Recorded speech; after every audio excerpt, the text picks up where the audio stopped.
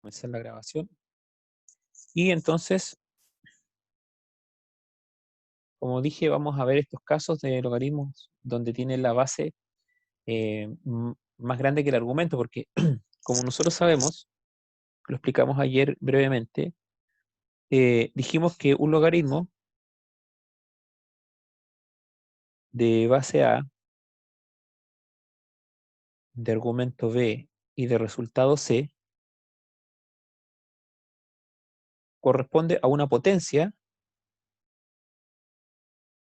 de base A, exponente C y resultado B. Esa es la definición de logaritmo, ¿no es cierto? Entonces, normalmente es mucho más fácil encontrar un exponente, o sea, el exponente normalmente es más pequeño, lo voy a plantear de forma diferente. El resultado de una potencia, que en este caso, ¿no es cierto?, es nuestro argumento del logaritmo, el resultado de la potencia, que en este caso está representado por la letra B, normalmente es más grande que la base. Por ejemplo, si yo coloco 2 elevado a 4, eso es 2 por 2, 4, 4 por 2, 8, 8 por 2, 16, ¿no es cierto? Entonces, si yo planteo eso como logaritmo, sería logaritmo en base 2 de 16. Y eso es 4. Entonces, siempre, digamos, cuando se plantea un logaritmo con la base más pequeña que el argumento, es como más fácil de encontrarlo porque es más lógico pensar en una potencia que el resultado de la potencia es mayor que la base. Pero hay casos, ¿no es cierto?, en que esto se invierte. La base es más grande y el argumento es más pequeño. Entonces ahí es complejo, o no es tan complejo, pero ya así, digamos, de manera conceptual, es un poco más difícil encontrar ese resultado. Pero hay dos métodos para poder encontrarlo. Yo les hablé de uno ayer, pero quiero centrarme en uno de esos, quiero desarrollarlo mejor para que no queden dudas y después plantearles una propiedad que es mucho más fácil, que nos ayuda a despejar ese resultado de manera inmediata, ¿ya? Entonces quiero plantearles aquí un ejemplo. Vamos a ver el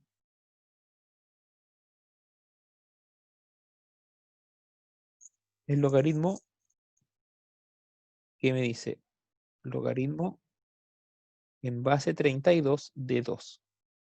Entonces ahí tenemos, digamos, esta situación que estamos analizando, donde la base claramente es mucho más grande que el argumento. Y por lo tanto, si lo planteamos como una potencia, en el fondo, la base es más grande que el resultado de esa potencia. Es decir, ¿a cuánto elevamos 32 para que nos dé como resultado 2? Esa en el fondo es la pregunta que nosotros estamos haciendo.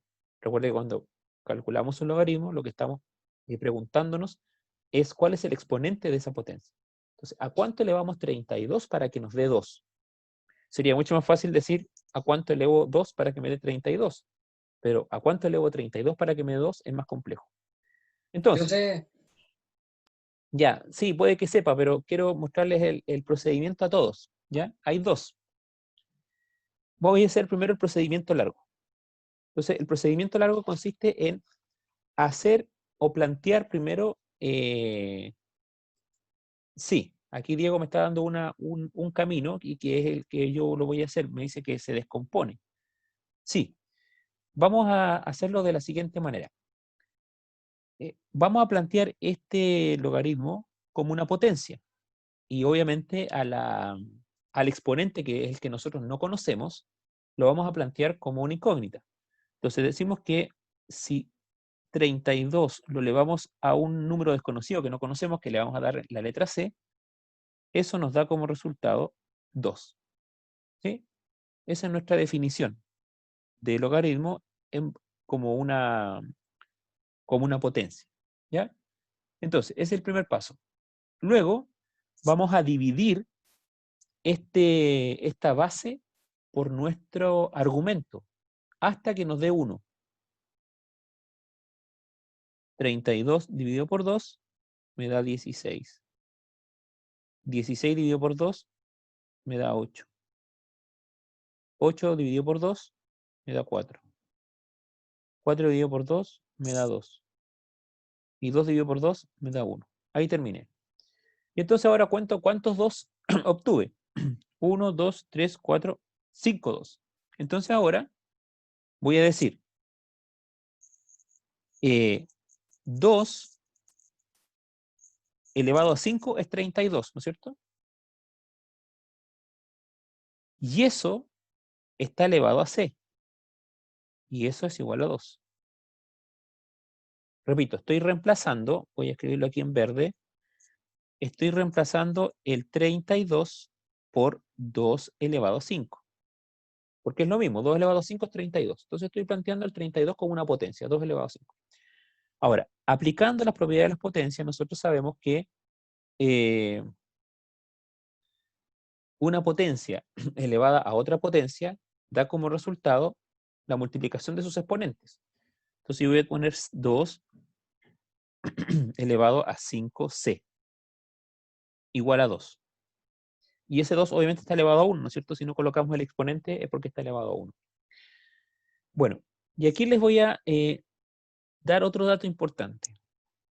Cuando yo tengo una ecuación exponencial, ¿qué es una ecuación exponencial? Es una ecuación donde la incógnita está en el exponente. En este caso, esto corresponde a una ecuación exponencial porque la incógnita, que es nuestra letra c, está en el exponente, ¿no es cierto?, de una potencia. Por lo tanto, se transforma en una ecuación exponencial.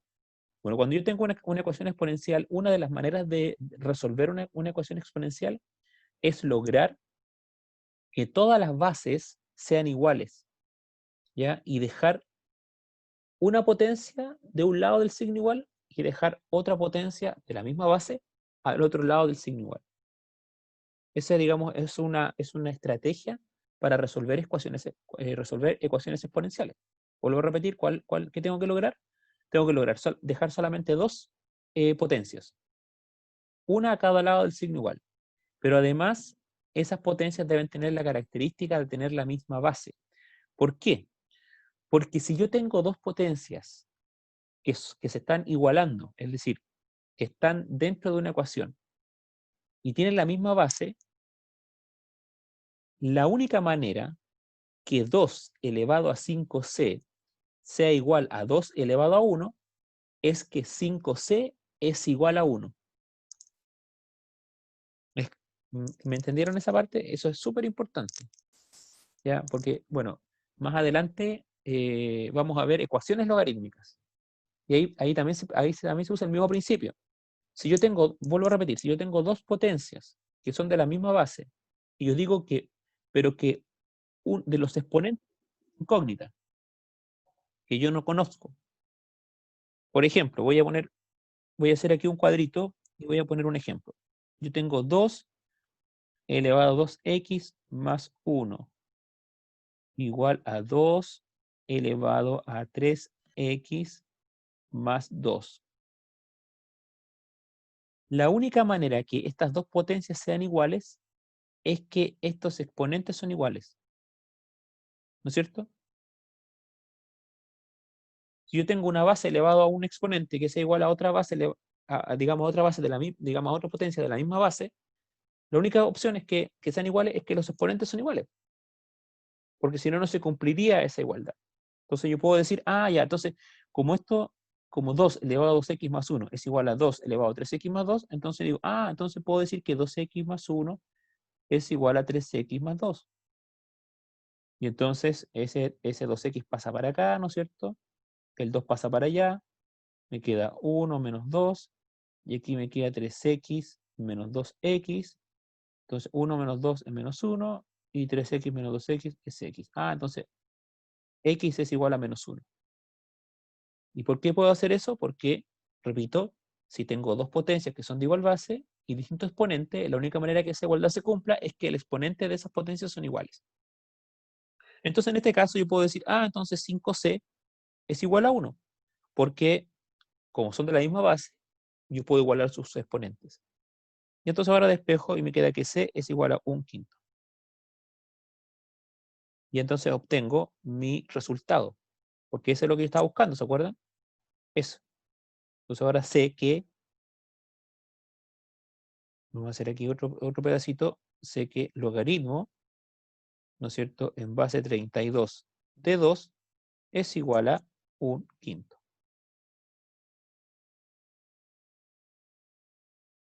Y eso usted lo puede comprobar elevando 32 a 1/5, ¿no es cierto? Si yo elevo, y eso fue lo que les dije ayer, ¿se acuerdan? Si yo elevo, si yo planteo ahora esto como una raíz, o sea, primero como una potencia, 32 elevado a 1/5 me da 2. Eso es lo que yo acabo de decir, ¿no es cierto? Recuerden que el resultado del logaritmo es el exponente de la potencia. 32 elevado a 1/5 me da 2. Y ahora yo planteo esto como raíz. Recuerden que el denominador del exponente racional de una potencia es el índice de la raíz. Entonces yo puedo decir raíz quinta de 32 elevado a 1, porque el 1 pasa a ser el exponente del subradical, es igual a 2. Y eso es verdad. Si usted saca la raíz quinta de 32, es 2. Mira, vamos a hacerlo aquí.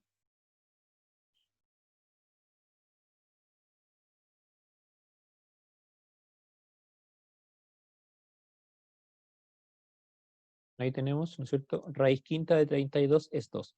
Entonces ahí se cumple, digamos, ahí estamos planteando este logaritmo de las tres maneras. Lo estamos planteando como logaritmo, como potencia y como raíz. Y en los tres se cumplen, los resultados se van dando vuelta. Ese es un método, ¿ya? Para poder resolver logaritmos de este tipo. Y el otro método es mucho más corto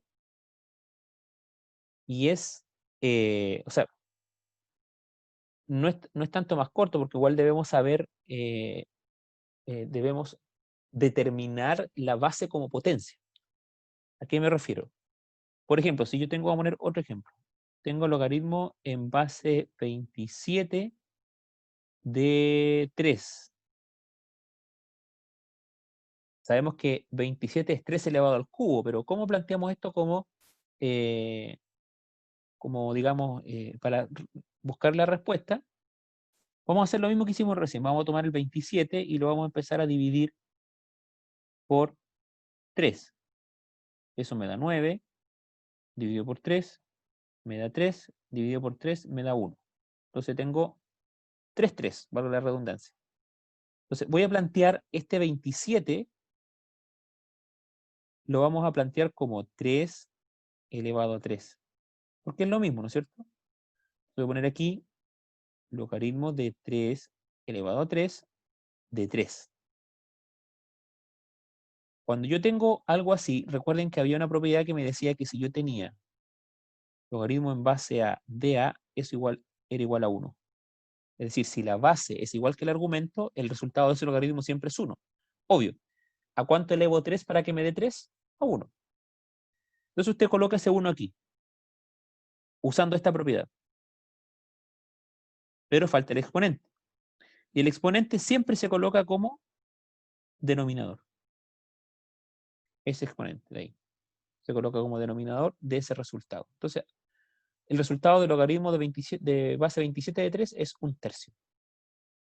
Y ese es el otro método. Es un poquito más corto, donde yo ya no tengo que despejar el valor de C, sino que simplemente uso esta propiedad. Si nosotros hacemos el de recién, el ejercicio de recién era logaritmo en base 32 de 2, y eso era igual a 2. Entonces, ¿se acuerdan que 32 era igual a 2 elevado a 5? Entonces voy a plantearlo como logaritmo de 2 elevado a 5 de 2. ¿Igual a cuánto? Ya sabemos. Usando la base y el argumento, sabemos que si la base y el argumento son iguales, eso es igual a 1. Y este es el exponente, divido y pongo el 5 ahí. Entonces es más corto, digamos, pero me sirve igual para poder despejar ese resultado. No sé si tienen alguna pregunta.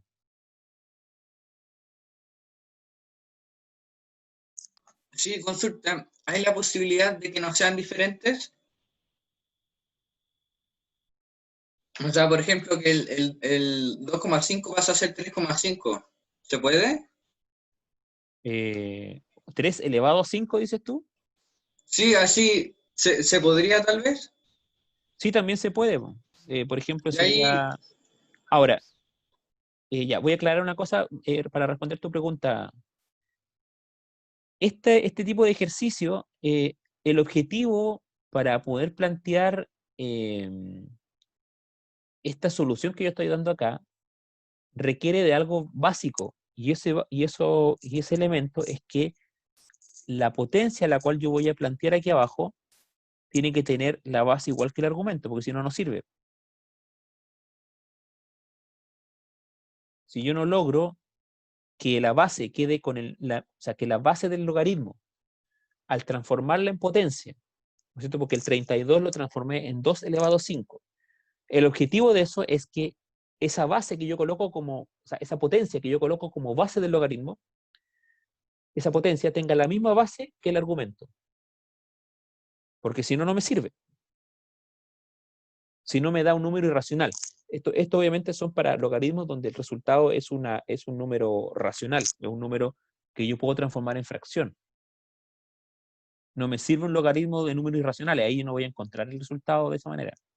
Por ejemplo, que yo tenga que transforme la base del logaritmo en una potencia que tenga una base distinta al argumento. Ahí no me sirve porque ese 1 que está aquí existe porque ese 2 es igual al 2 que está ahí abajo. Entonces, respondiendo a tu pregunta, ¿puedo plantear una base, digamos, diferente al argumento? Sí, lo puedo hacer, pero no me va a servir de nada porque al responder la pregunta, al responder el logaritmo, me voy a encontrar con que no voy a poder poner ese 1 ahí, porque ese 1 solamente lo puedo colocar si la base del logaritmo es igual al argumento, que es la probabilidad que yo encerré en ese recuadro ahí que dice el logaritmo de base A de A es igual a 1. Se tiene que cumplir eso. Si son diferentes, no se cumple. Y yo no puedo colocar ese 1 ahí. Y normalmente cuando pasa eso, es porque el resultado es un resultado irracional. Es decir, es un número con infinitos decimales no periódicos.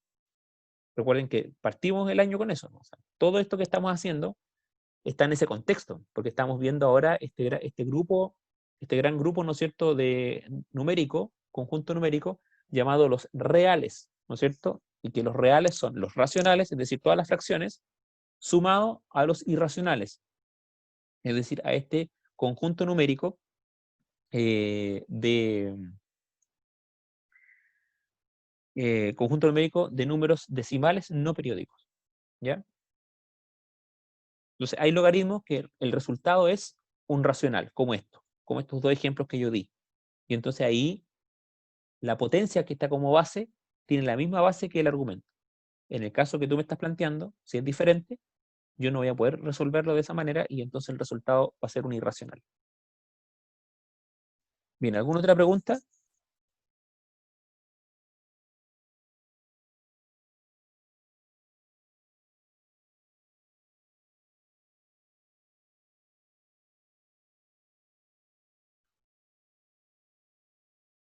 Ya, y quiero plantearles el último ejercicio que lo encontré interesante, digamos, revisando algunos ejemplos de estos.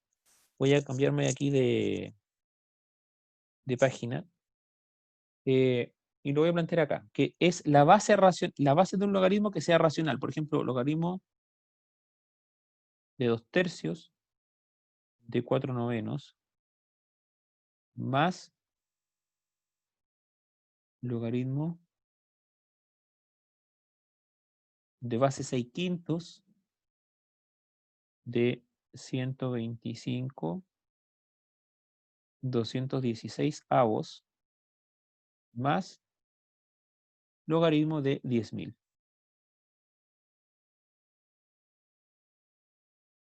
Reducir esa expresión.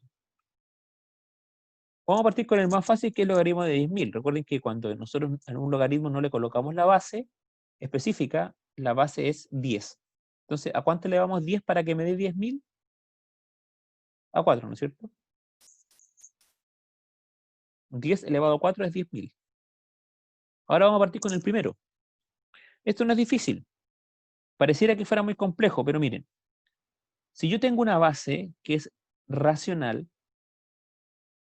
lo que tengo que preguntarme es, voy a plantear esto así. 2/3 ¿a cuánto lo elevo para que me dé 4/9? Esa es la definición, ¿no es cierto? Estamos planteando ahora el logaritmo como potencia. Entonces, el 2/3 ¿a cuánto lo elevo para que me dé 4/9? ¿Fácil o no? ¿A cuánto?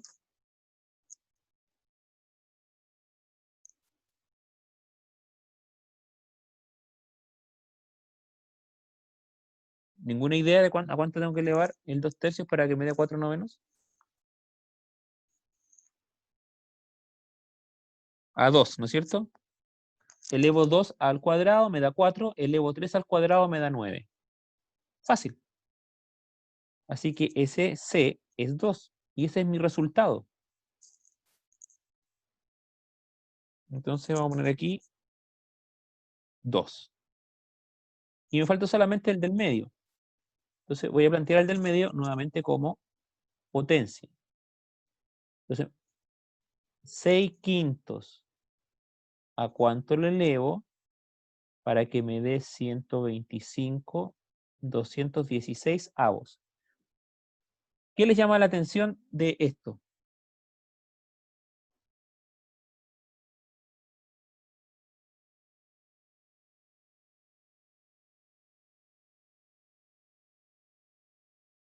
¿Qué les llama la atención de esto?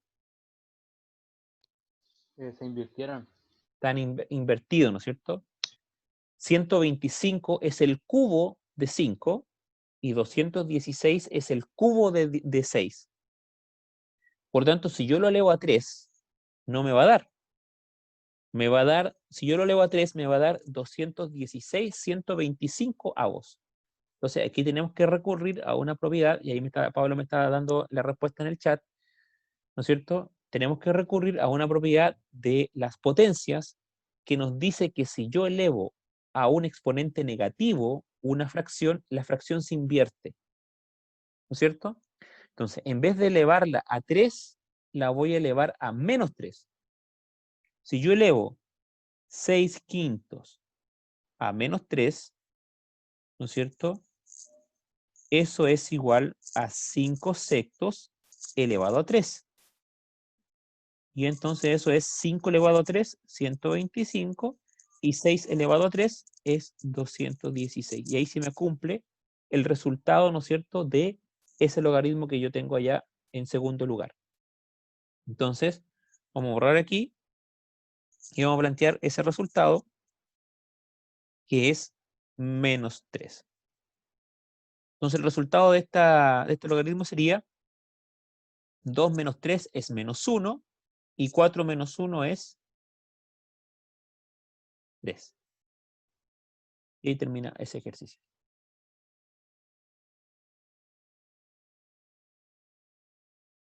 ¿Alguna consulta?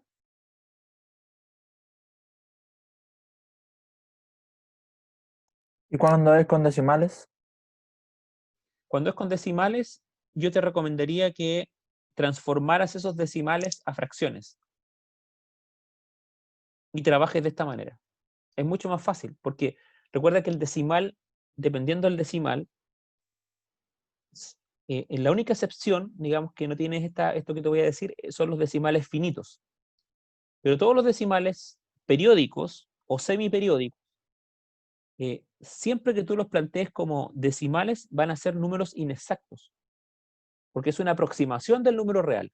En cambio, si tú transformas ese decimal en una fracción, automáticamente estás dando la expresión exacta de ese decimal. Entonces, cuando tengas decimales, es mejor transformarlos a fracciones y trabajar de esta manera. Que lo acabamos de hacer aquí. Por esto, chiquillo, es un todo, ¿ya? Por eso que en matemáticas no nos sirve materia pasada, materia olvidada. Porque para resolver un logaritmo de decimales, nosotros necesitamos ir a la unidad 1 de primero medio, donde aprendimos a transformar un decimal en fracción.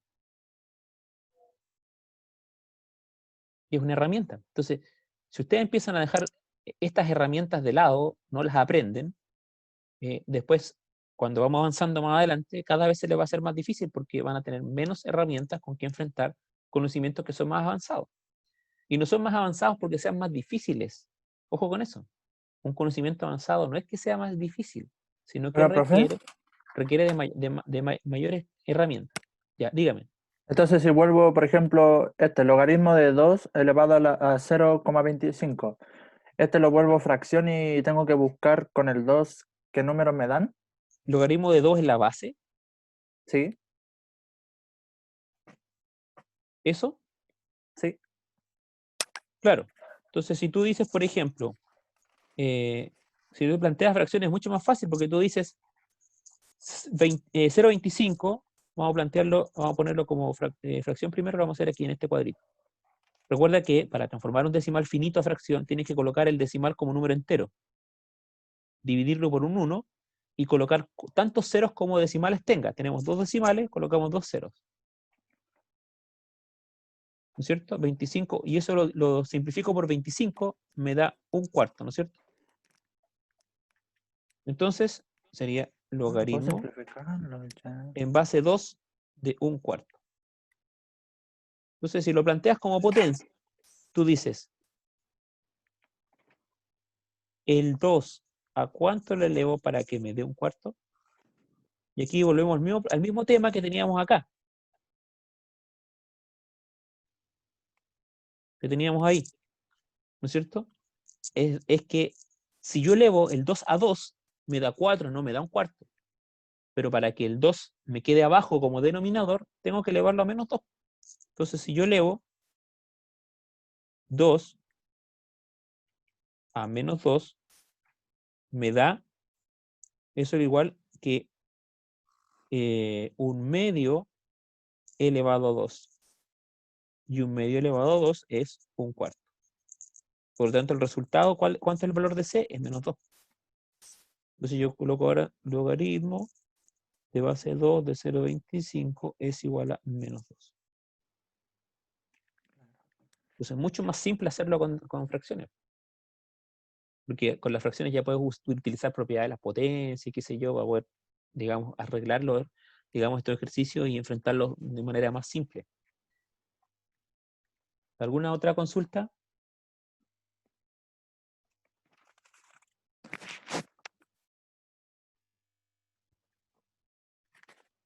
Bien.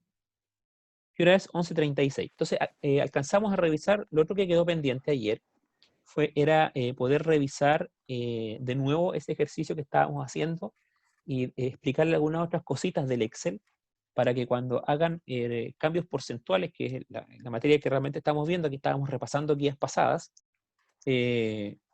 puedan, digamos, utilizar esta herramienta para poder calcular, ¿ya? Entonces voy a dejar de compartir la pizarra. Recuerden que esto está siendo grabado, así que después pueden ver la clase y ir copiando tranquilamente ahí. Voy a copiarles nuevamente el archivo que estábamos viendo ayer.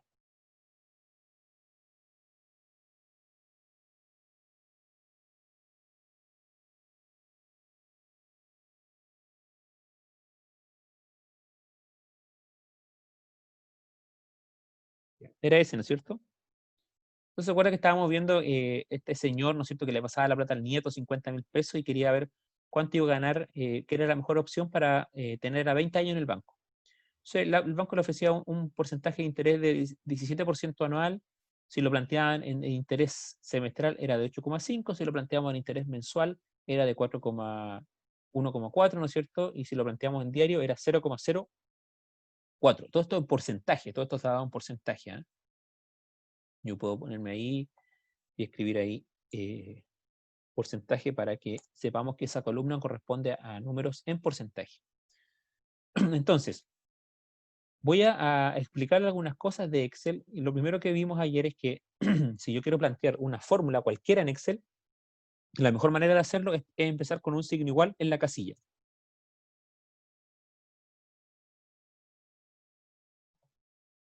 ¿Ya? Signo igual. Y entonces, al poner signo igual, automáticamente el programa, la aplicación, sabe que yo voy a introducir ahí una fórmula, una matemática, una ecuación. Ahora, Excel viene con varias fórmulas, digamos, predeterminadas. y yo al colocar las iniciales, me va colocando un menú, digamos, de fórmulas que yo podría elegir.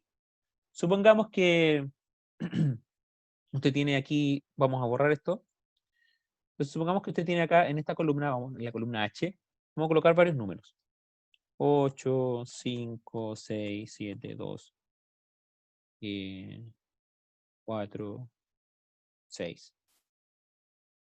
Esta la vamos a cambiar por un 5. Pongamos que estas son notas de ustedes. Entonces usted quiere acá abajo sacar el promedio. Entonces usted pone signo igual, y entonces usted pone la palabra P, después pone una R, y ahí mire está, promedio. Entonces usted doble clic sobre la palabra. ¿Qué promedio?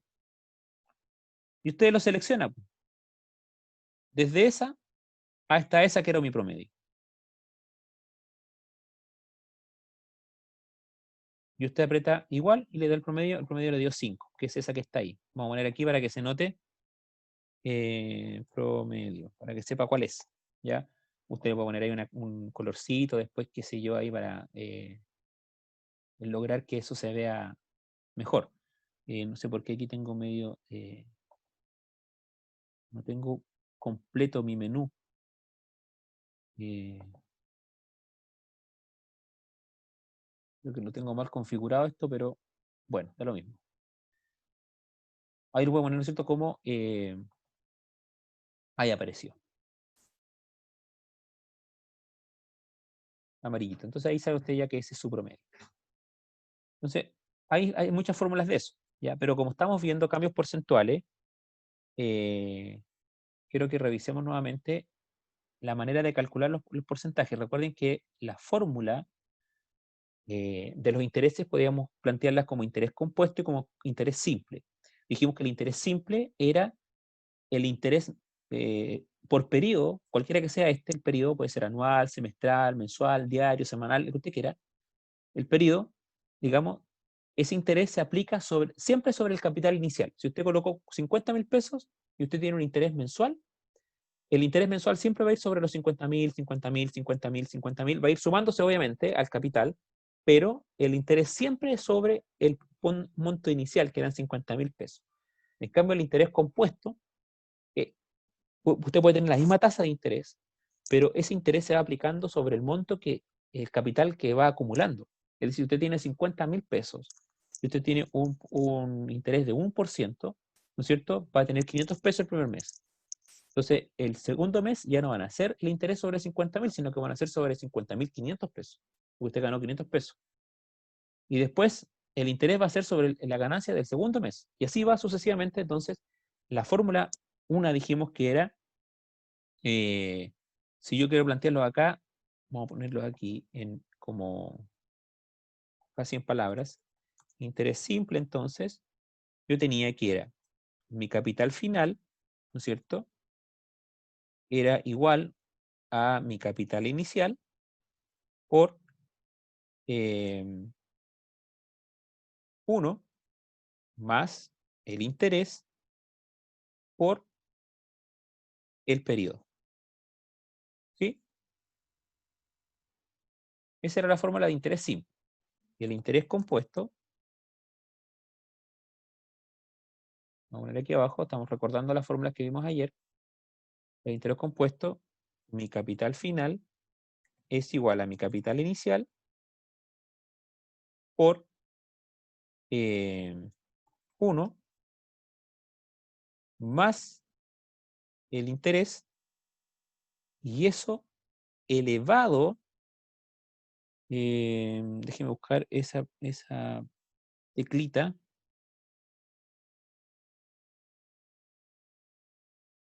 Aquí está. Ahí está, elevado a nuestro periodo. No es por, sino que está elevado. Esa es la diferencia con ambas fórmulas. Entonces nosotros cuando hicimos este ejercicio ayer acá, teníamos 4 opciones de interés. Es la misma tasa, pero como el banco me ofrece interés compuesto, tengo que ver cuál es lo que me conviene. Entonces, la plata de 50.000 pesos, que era mi capital inicial, yo le iba a colocar a 20 años.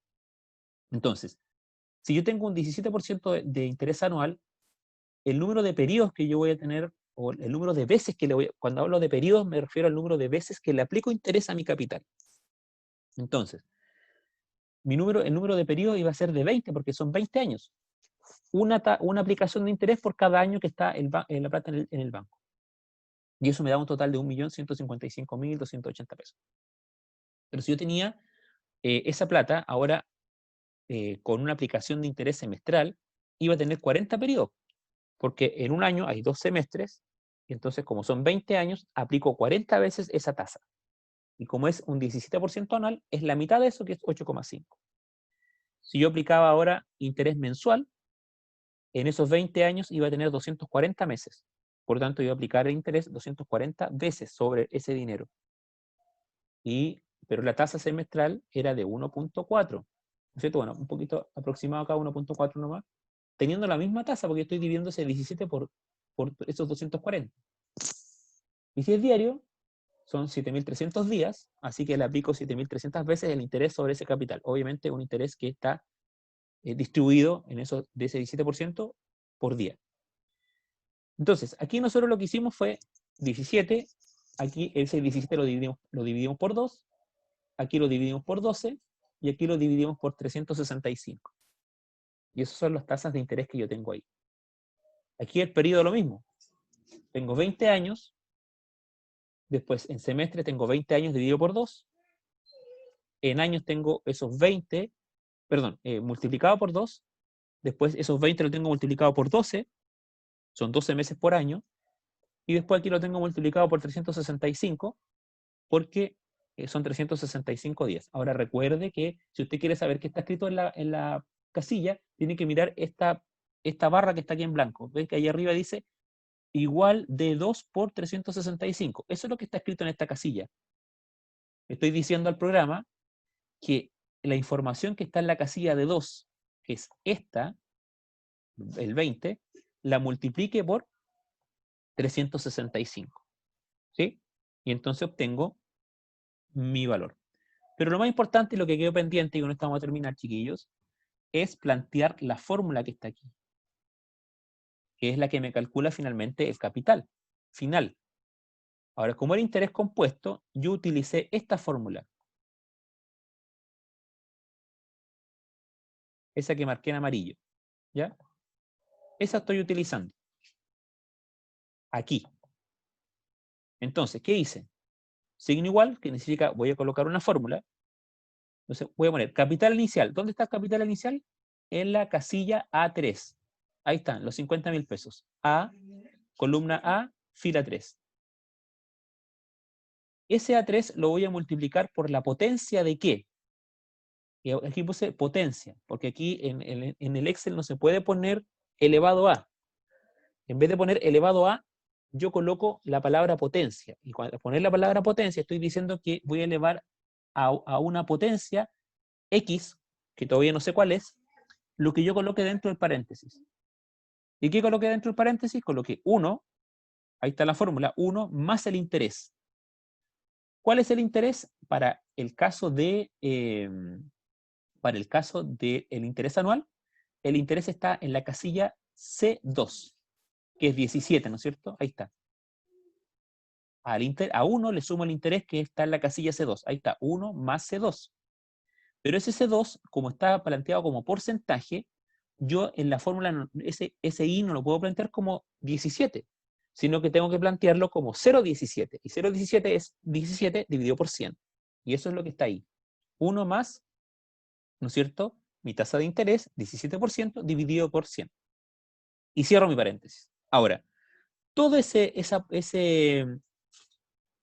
paréntesis es el que yo voy a elevar. ¿A cuánto lo voy a elevar?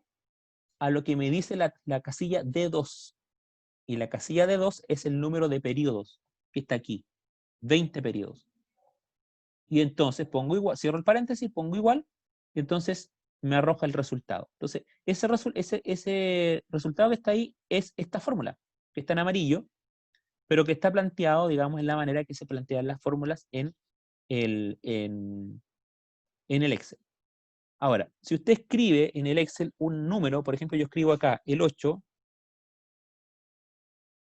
y yo no quiero estar copiando 8, 8, 8. Entonces, lo único que hago yo, voy a borrar eso para que lo vean cómo se hace. Todo lo que tengo en esa casilla y yo quiero copiarlo hacia abajo, miren. Si yo me pongo, ahí tengo 3 cruces. Tengo esa cruz que es para mover, mover de lugar la casilla. Tengo esa otra cruz que es para marcar la siguiente casilla. Y tengo esa crucecita negra.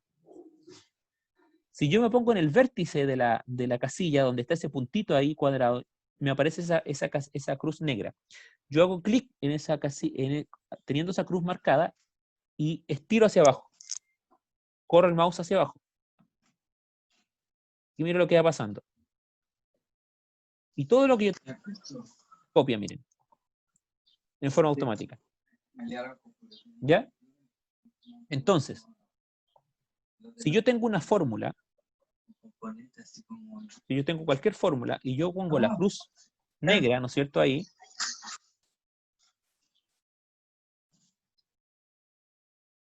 Yo tengo esa cruz negra ahí. Esa fórmula se va a copiar hacia abajo. Pero hay algo interesante, que si yo copio, mire, miren lo que está escrito en la casilla, digamos, en la barra ahí arriba. Sobre todo, fíjense en ese C2 y fíjense en el D2, ¿ya? Si yo bajo, esperen, que me metí ahí para... Ya. Si yo bajo de esa casilla, donde está C2, D2, miren lo que va pasando. C3, D3, C4, D4, C5, D5. Automáticamente, todas las casillas que yo no les fijé, que yo no fijé la casilla con este signo peso acá, las va a ir automáticamente corriendo porque asume que si hay un valor hay una fórmula que yo estoy copiando de una casilla que está al lado, la fórmula que viene de la casilla de abajo está, digamos, calculada con las casillas que también están debajo de esa. Y después con la siguiente, y con la siguiente, y con la siguiente. Por eso que yo veo aquí C5, D5. Pero la casilla A3 yo la fijé. Es decir, le estoy diciendo al programa, calcule esta potencia, este interés, ¿no es cierto? Con estas casillas, perdón, aquí en este caso es la casilla, arriba era la casilla C2, D2, pero la casilla A3 no la cambie. Cuando vaya bajando, siempre calcule con la casilla A3. Y eso se fija, repito, poniendo un signo peso antes de la letra de la casilla y un signo peso antes del número de la casilla. Y ahí yo fijo la casilla y no se me corre. Bien, esto es una herramienta, repito, súper útil, chiquillos, después cuando ustedes vayan creciendo, que trabajen o estudien, saber utilizar este programa es muy útil y en muchos trabajos se valora mucho esto. Una persona que sabe usar este programa tiene una competencia, una habilidad que es cotizada, que se paga, ¿ya? Porque soluciona muchos problemas y usted puede determinar muchas cosas de manera fácil, rápida y sobre todo ordenada, ¿ya? Entonces, a quien quiera más detalles sobre esto me puede escribir y yo le puedo ir aclarando, digamos, cómo manejar y cómo usar este programa. Bien, chiquillos, me despido entonces. Nos vemos ya el día jueves en la clase de física y matemáticas ya lo dejamos para la próxima semana. La próxima semana voy a despejar algunas dudas sobre la última guía, la guía 19, que son puros ejercicios de crecimiento porcentual. Vamos a aclarar esas dudas y en la primera parte de la clase y la segunda parte ya vamos a empezar a hablar de funciones, ya que es la segunda parte de esta unidad. Bien, chiquillos, me despido, voy a dejar de compartir aquí. Que estén muy bien, cuídense mucho y nos vemos el día jueves, ¿ya? Chao. Chao, profe. Chao, chao.